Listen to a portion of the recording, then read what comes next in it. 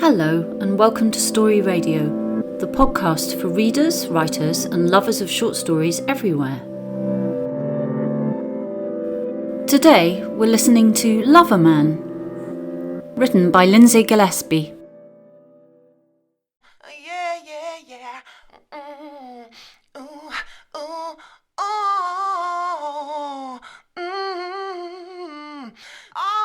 Loverman, narrated by Luke Blackwood-Stevenson. Livingstone Franklin was working late at St Jude's, but by some fluke he was an historic 10.5 minutes early. Time enough for a visit to the goddess MC Granahan.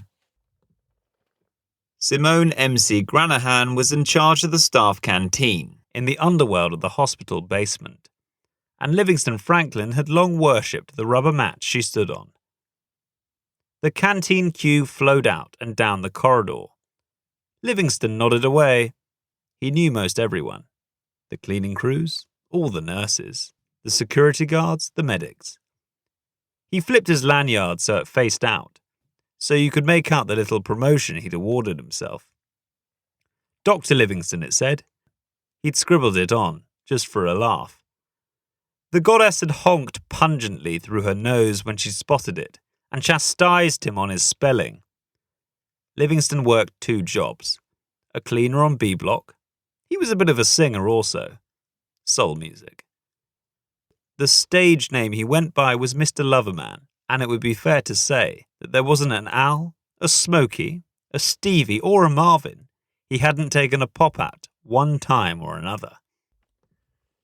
He had this big, bassy growl on him, and there'd been a rumour going round that one of the big labels was serious about signing him. A rumour started by himself. The only signing going on now were his initials, which sprouted up on the cleaning timetables perched over every bog in B block. He sighed. Junior doctors flapped off and away to other hospitals. Interns and nurses shot off after their training at St Jude's, a lot of them with their hearts set on Australia. But there was only one place for Livingstone, stateside.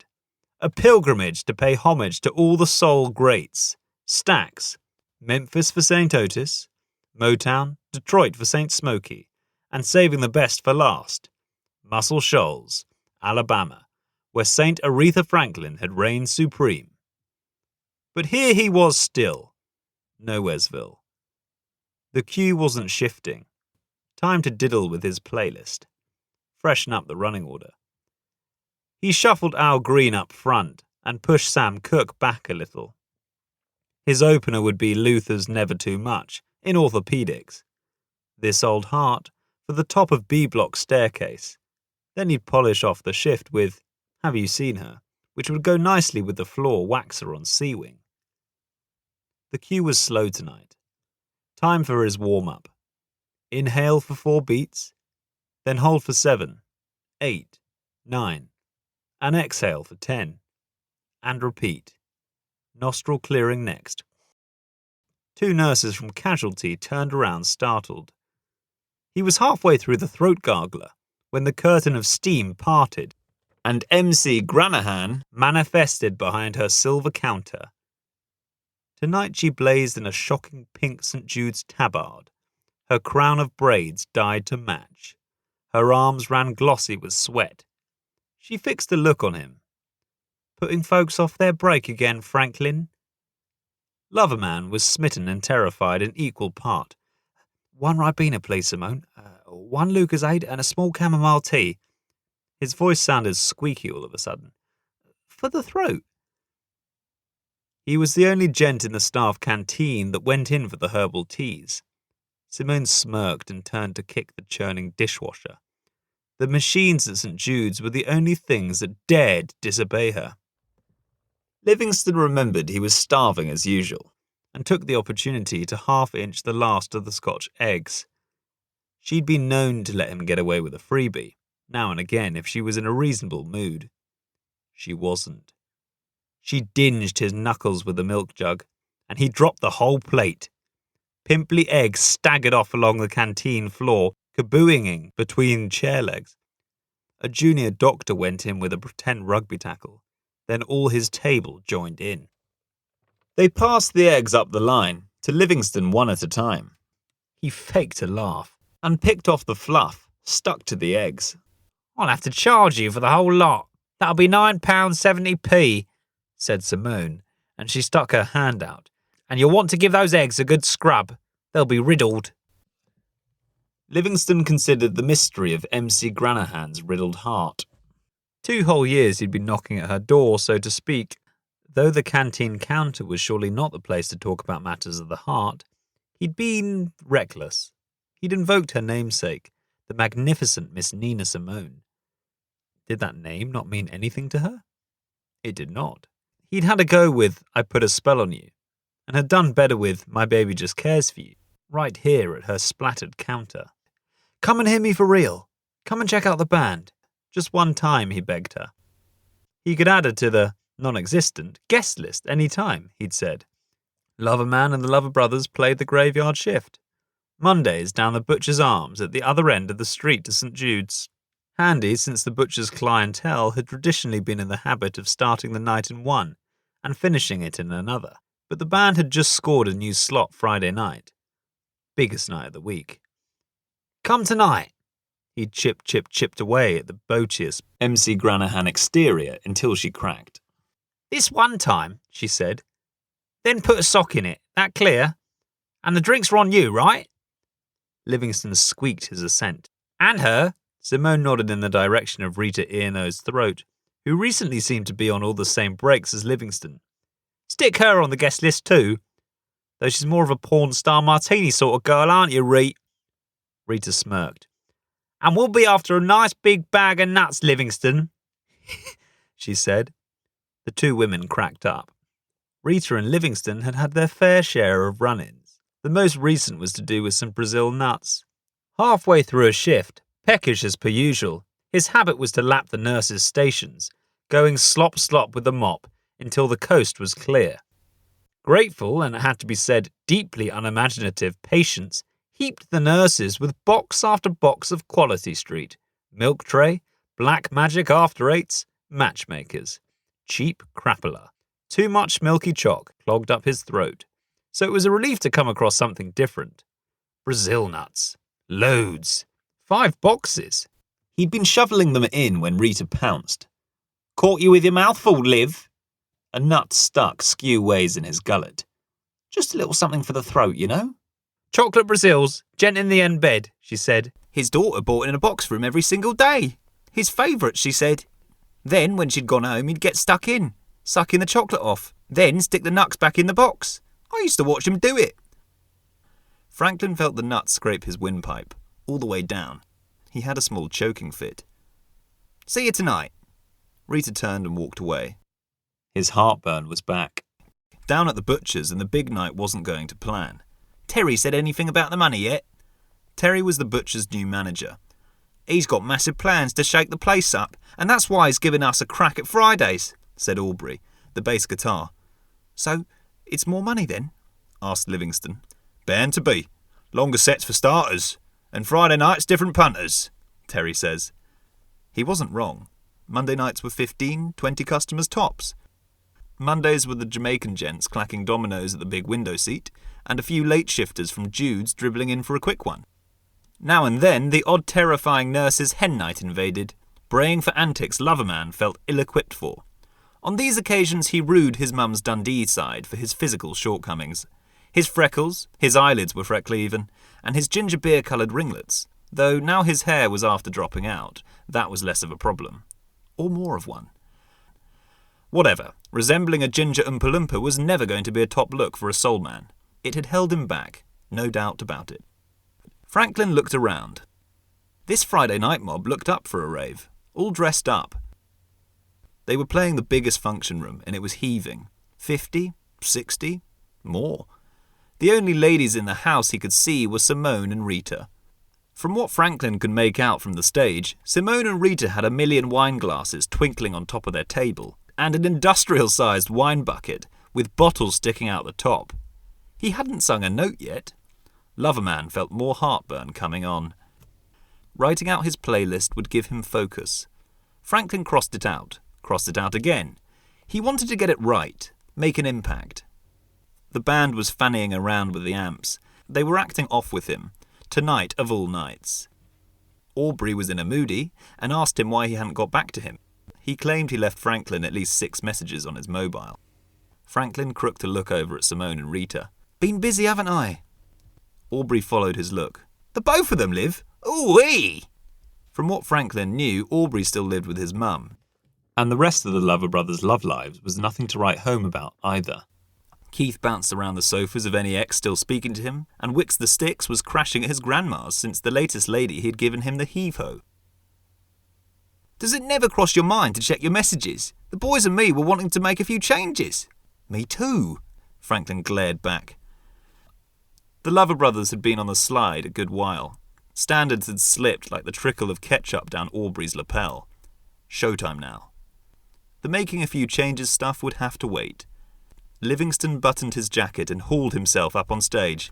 "South London!" he wailed. The mirror ball blinded him. "Hope you're in the mood tonight for a Butcher's Arm special, a big bowl of soul. You're in for a treat. We're the what?" His voice wobbled. He had never died on stage before. We're the Lover brothers, and we've got..."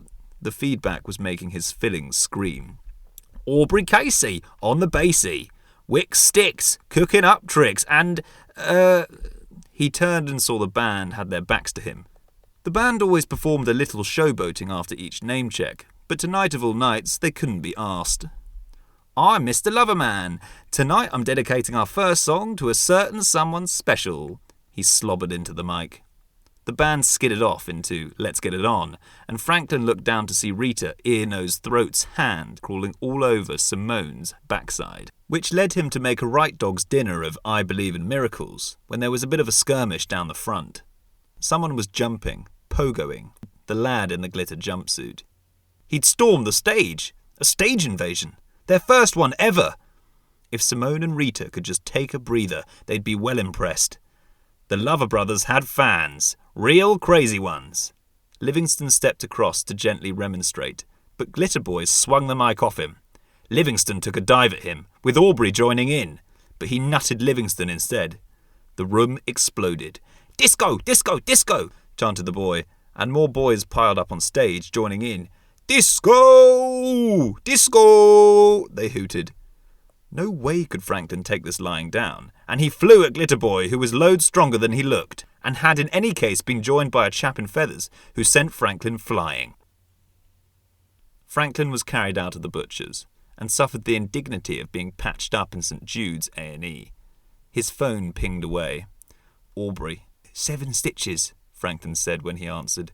7 stitches and a black eye. "Tell Terry to stuff his Fridays." "I'm sorry, but we've been trying to tell you, this Loverman stuff, it's lame, it's old school, it's over. Terry's after this makeover. We can be part of it, he says, if we make some changes." Franklin spat out a tooth, together with one word into the phone. "Judas!"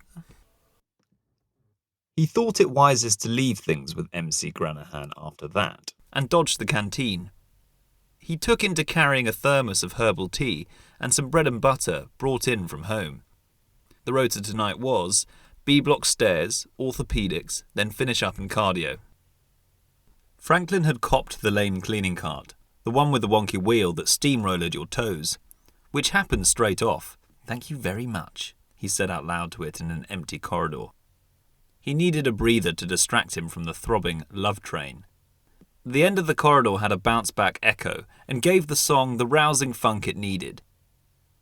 Livingstone swirled the broom like the mic stand. Darren from maintenance was passing.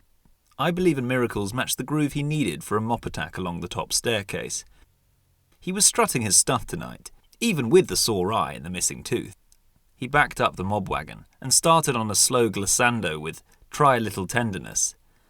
The lift opened and Mikey pushed out a trolley prepped for theatre. "Nice one, Franklin." These were his audience, his people. Right then, it was definite. He was going solo. The Lover brothers were just a buggery ball and chain weighing him down. He'd been carrying them forever. It was going to be Livingstone Franklin's chance to shine now. His time, top of B-block staircase. His fave. You could let all hell loose here. B-block atrium was St Jude's Royal Albert Hall, acoustically speaking. If you sang down into the stairwell, the beat rippled out and floated back. Immense. "Doctor!" a woman's voice calling him. "Can you help me, please?" He braked the cart and followed her. She disappeared into the shadows of cardio. "I was looking for one of the nurses, but I can't find them. Then I saw you." She was shining-skinned, with a voice that lilted. "Would you mind keeping an eye out on my husband, so I can get a bite from the canteen? If he wakes, just tell him that Aretha will be back in 2 shakes." "Aretha?" "He'll be in good hands, Aretha," Franklin said. And she stepped out through the curtain and down the ward. He pulled the curtains back about the bed and looked down at the shape of a man buried amongst the tubes and coils. The bed was lit with a low blue light. There was a hum of soft bleeps, and he waited on the oxygen pump to count him in. Going solo had been the right move for him. Here he was already, doing a private engagement. All the great soul men, Otis, Curtis, Marvin, when they'd thrown off the shackles of their bands, they'd soared. No need to think about the playlist. He had the song. He started low. His voice sounded good to him in this dimly lit space, fierce and tender, both. When a man loves a woman. 1 tear, then 2, dropped from Livingstone's eyes and pinged onto the heart monitor. This is what he should have been doing all along. Songs of healing, to people who appreciated his talent. He'd been such a plonker pissing it away down the butcher's. The ventilator suddenly lost its rhythm. It lurched in a crazy frenzy, the monitor flashing yellow and red. Amongst the churned sheets, the patient was trying to surface, trying to say something. Loverman kept singing as he took the man's hand in his. The bleeper stopped bleeping. The shining skin lady rushed up and parted the curtain. "Did he ask for me?" Franklin shook his head. "It's all fine now." The ventilator ran sweet again. Livingstone Franklin's heart thudded. He started alto with "I Say a Little Prayer." He sang across the bed to the lady with wet cheeks, still holding her husband's hand. And in the electric blue light with the curtains drawn, they locked gazes, and Franklin sang full into the heart of Aretha. Best performance of his life.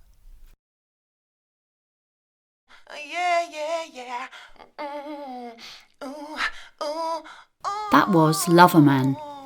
It was written by Lindsay Gillespie, produced by Martin Nathan, and read by Luke Blackwood Stevenson. If you've enjoyed listening, don't forget to follow @Story Radio UK on Twitter, Facebook and Instagram. Goodbye. Baby, yeah.